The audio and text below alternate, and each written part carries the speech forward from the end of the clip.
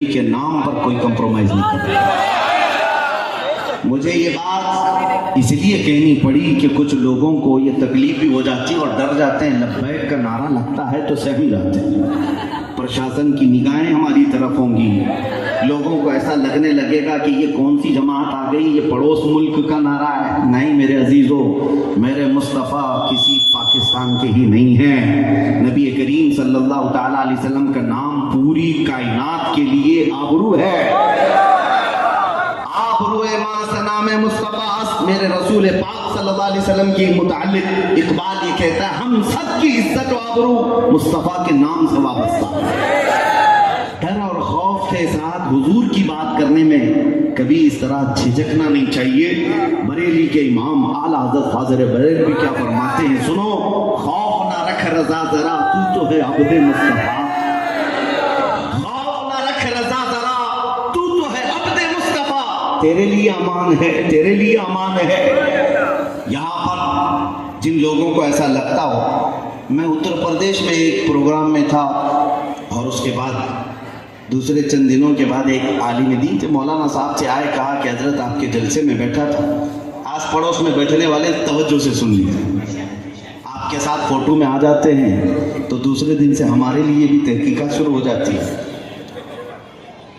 मौलाना साहब ने कहा, दूसरे दिन ही पुलिस वालों ने मुझे बुला लिया थाने पे, कहा कि आप उस वहाँ बैठे हुए थे और बहुत लब्बैक लब्बैक के नारे लगा रहे थे। तो मैंने कहा क्या बात है, आपको क्या है? कहा, उन्होंने कहा कि केस फला हालात ऐसे हो गए, आपके ऊपर केस डाल देंगे, कोई सेक्शन लगा देंगे। लगाया अगरचे नहीं। मैंने उनसे कहा, आप डरे हैं इस बात पर? डरे हुए हैं मेरे अजीज भाई। मैं उनसे कहा, फख्र करो, दुनिया चोरी करके थाने जाती है, तुम रसूलुल्लाह का नाम लेकर थाने पहुंचे हो, इससे बड़े फख्र की बात क्या है? तुम नबी पाक सल्लल्लाहु अलैहि वसल्लम का नाम लेकर पहुंचे हो। मेरे ताज शरिया रहमतुल्लाह ताला अलैह फरमाते कि अगर उनके नाम पर हथकड़ियां लगाई जाएं तो ये दुनिया का सबसे कीमती जेवर होगा, ये सबसे कीमती जेवर होगा। खौफ ना रखो, डरो नहीं। हाँ, चोरी करके जाना है, मार धाड़ करके जाना है, किसी का रेप करके कोई गया है, उसके लिए जिल्लत है। नबी पाक सल्लल्लाहु ताला अलैहि वसल्लम के नाम पर गया है तो वो बिलाल हबशी का वारिस है, वो खुबैब इब्न अदी खब्बाब इब्न लानत का वारिस है। नबी करीम सल्लल्लाहु ताला अलैहि वसल्लम की बारगाह में चले जाना, कल क़यामत के दिन खड़े होना। अगर दुनिया ने पकड़ करके तुम्हें जुर्मों की सजा दी थी, यहाँ पर बारगाह मुस्तफा में तो सबको पहुंचना है क़यामत के दिन। अर्ज करना, या रसूल अल्लाह, दुनिया में मुझे आपका नाम लेने की वजह से हथकड़ियां लगाई गई या मारा पीटा गया है। मेरा यकीन ये कहता है उस दिन अगर हुजूर के बाजू खुल गए तो उससे बेहतर पनाह तुम्हारे लिए क्या हो सकता है? उससे बेहतर पनाह क्या हो सकती है? खौफ और डर यहाँ से निकालो। अभी हज़रत सैयद मुज़फ़्फ़र हुसैन कछुचवी रहमतुल्लाह अलैह का जिक्र हो रहा था, मुझे एक बात याद आती है। उनको अपने ज़माने में कैद में डाल दिया गया था, जेल में बंद कर दिया गया था। तब उन्होंने एक मशहूर शेर लिखा था, मुज़फ़्फ़र को मुक़य्यद न समझ ऐसे याद, मुज़फ़्फ़र को मुक़य्यद न समझ ऐसे याद, मेरी ये असीरी भी सुन्नत आबाई है। हमारा कैद होना भी हमारे बुजुर्गों की सुन्नत है। इसलिए मैं जहां जाता हूं, नौजवानों के दिलों से मैं खौफ निकालना चाहता हूं, बेखौफ होकर जियो। एक सवाल आपसे करता हूं, दिल पर हाथ रख करके बताना, तुम जिस खुदा की इबादत करते हो वो खुदा सच्चा है या नहीं? तुम्हारा रसूल सच्चा है या नहीं? अल्लाह की किताब कुरान सच्ची है या नहीं? मेरा दीन इस्लाम सच्चा है या नहीं? जब तुम्हारा यकीन इतना है, खुदा सच्चा है, रसूल सच्चा है, कुरान सच्चा है और इस्लाम सच्चा है, जिसका सब कुछ सच्चा है, उसे मुजरिमों की तरह नहीं जीना है, सर झुकाकर नहीं, सर उठाकर जीना।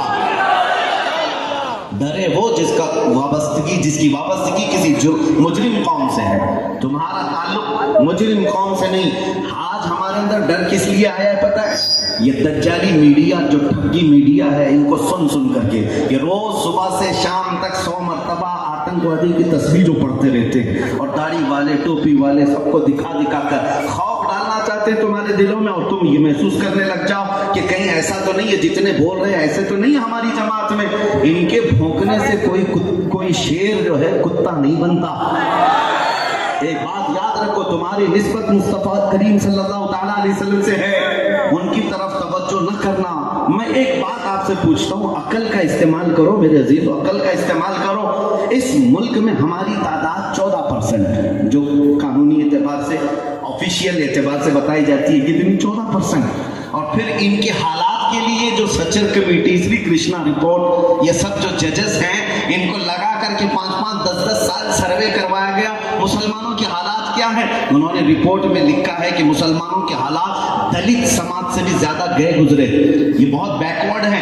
इनके यहाँ एजुकेशन नहीं है, इनके यहाँ अखलाक नहीं है, इनके यहाँ सफाई नहीं है, इनके यहाँ मालदारी नहीं है, ज्यादा डिपार्टमेंट में इनके ओहदे नहीं है। ये लोग ज्यादा तौर पर न फौज में हैं न पढ़े लिखे हुए हैं, ये सब रिपोर्ट में लिखा हुआ है।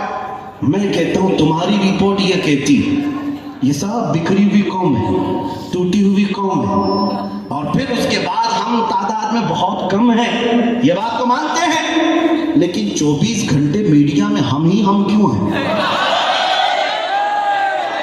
मियां, जो टूटी हुई कौम है, बिखरी हुई कौम है, जो बैकवर्ड है, हर मीडिया में ऐसा है कि हमारा नाम लिए बगैर तो दुकान भी नहीं चलती, बल्कि इलेक्शन के मुद्दों में हॉट मुद्दा भी तो हम ही बनते हैं। क्यों? मैं आपको ये कोई लतीफा नहीं सुना रहा, अकल का इस्तेमाल करो। जो छोटी कौम जिसको ये बार बार कहते हैं बैकवर्ड है, बैकवर्ड है, बैकवर्ड है, मैं पूछता हूं फिर ये हम क्यों जीनत बनते हैं? सारे मुद्दे तुम्हारे यहाँ, पहले तो न्यूज में कभी कभी दिखा दिया जाता गाड़ी पलट गई, कहीं आग लग गई, कहीं चोरी हो गई, लेकिन अब सारे न्यूज में सिर्फ दाढ़ी ही दिखती है, टोपी ही दिखती है, बुर्का ही है, मस्जिद की मीनार है, मिंबर है, यही सारी चीजें क्यों है? ये मैं आपको बताना चाहता हूं। तुमको अच्छे अपनी वैल्यू मालूम नहीं है, लेकिन कुत्ते भौंक भौंक करके बताते हैं कि ए बंदे, तू गटर नाली और सड़क चौक पर खड़े होने वाला नहीं है। हम तुम्हारी हैसियत बताते हैं कि तुम मोहम्मद अरबी के शेर हो।